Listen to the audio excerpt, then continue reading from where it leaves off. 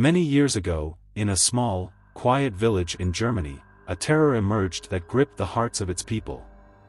It started slowly, almost unnoticed at first. Farmers began discovering their livestock savagely slaughtered, ripped apart with such brutality that no one could fathom what kind of creature was responsible. This beast was unseen, silent, and left no trace behind. One morning, a farmer awoke to a gruesome sight. His field, once peaceful, was stained with blood and wool, 3 of his sheep, gutted and devoured. Days later, the beast struck again, killing 2 sheepdogs and leaving their mangled bodies on the farmer's doorstep.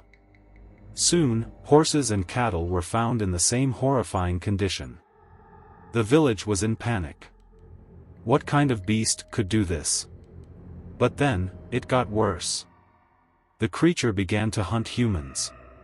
Torsten Bauer, the town drunk, was last seen stumbling home under the full moon. By morning, his mutilated remains were found in a ditch, his body torn to shreds, and his head, impaled on an iron gate.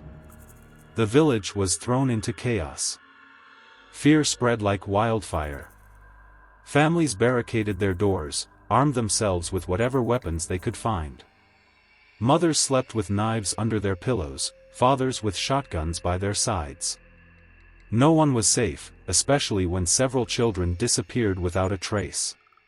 Desperate, the villagers formed a mob. But without a leader and without knowing what they were up against, their efforts failed. 2 brothers, Wolfgang and Dieter Hoffmann, lived on the outskirts of town. They had lost their cattle to the beast and had had enough of waiting. That night, they decided to hunt the creature themselves. As they planned, their old grandmother sat silently by the fire, wrapped in a black shawl. She had been senile for years. Wolfgang and Dieter didn't expect much from her, or so they thought. The brothers grabbed their shotguns and a machete, determined to stop the killings. They set off into the dark night, heading toward the forest, the place where the beast was believed to lurk. With the full moon hanging overhead, they were on high alert, their senses sharp, but the silence around them was suffocating. Suddenly, they heard movement in the undergrowth. Their hearts raced, and they froze, gripping their weapons tightly. But when they turned to look, there was nothing but shadows. After a tense moment, the brothers split up, each taking a position along the path. In the darkness, they couldn't see each other, but they stayed within shouting distance. Dieter, anxious and sweating, heard a twig snap behind him. He spun around, but it was too late. Sharp claws sunk deep into his neck. His scream pierced the night.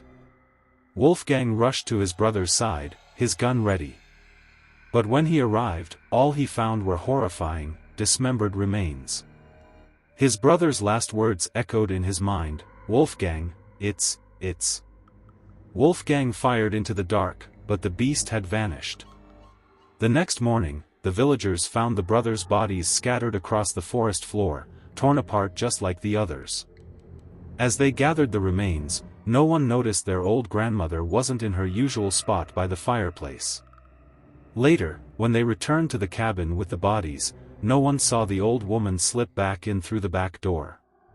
No one saw her sit quietly in her wheelchair, or the evil smile that spread across her wrinkled face as she watched the villagers weep for Wolfgang and Dieter. No one saw the sharp claws she kept hidden beneath her black shawl. Many years ago, on the windswept west coast of Ireland, in a quiet town called Ennis, lived a man they called the Black Spider. Sir Michael Carey, dark, reclusive, and feared by all. He lived alone in the decaying Carey house, a mansion perched on the outskirts of town, and no one dared approach him. His presence was a shadow, lingering over Ennis like a curse. Then, one stormy night, a violent tempest shook the town to its core. The next morning, Sir Michael Carey had vanished without a trace. Carey House, empty, abandoned. Whispers spread.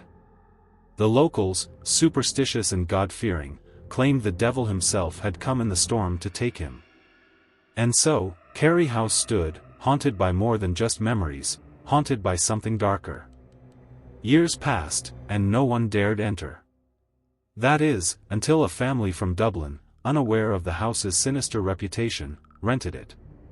The Leftwiches, a large family of children led by Nora, the eldest. The landlord warned them of the attic bedroom, where the rats roamed free and strange sounds filled the night. But rats weren't the only thing hiding in Carey House.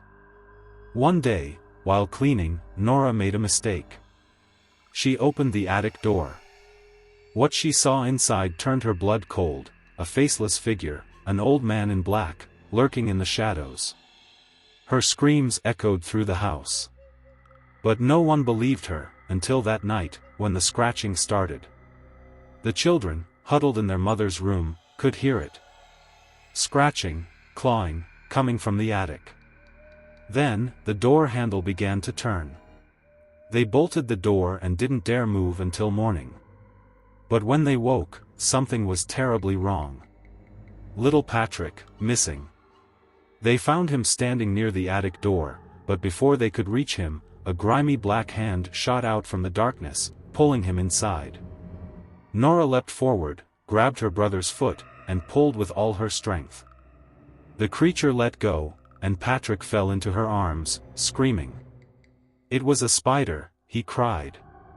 A giant black spider. Terrified, the family called the police. The sergeant and his officer arrived with shotguns in hand. They didn't believe in ghosts, but what they found was far worse. Creeping through the shadows, they heard it, scratching, crawling, coming down the chimney. A blast from the shotgun shook the house, and when the dust cleared, they saw it. Twisted, black, and lifeless. An old man, or something that had once been a man, with limbs like a spider and a face too horrific to describe. Dead. But no blood, not a drop.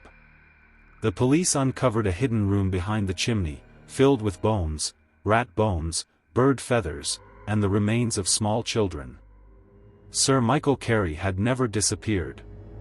He had been there all along, 100 years old, hiding in the walls. Feeding on the living. They set Carey House ablaze that day, burning it and the spider creature to ashes. Now, all that remains are the charred ruins, but the story of the Black Spider lives on. If you ever visit Ennis, beware the shadows. For they say, on stormy nights, you can still hear the scratching.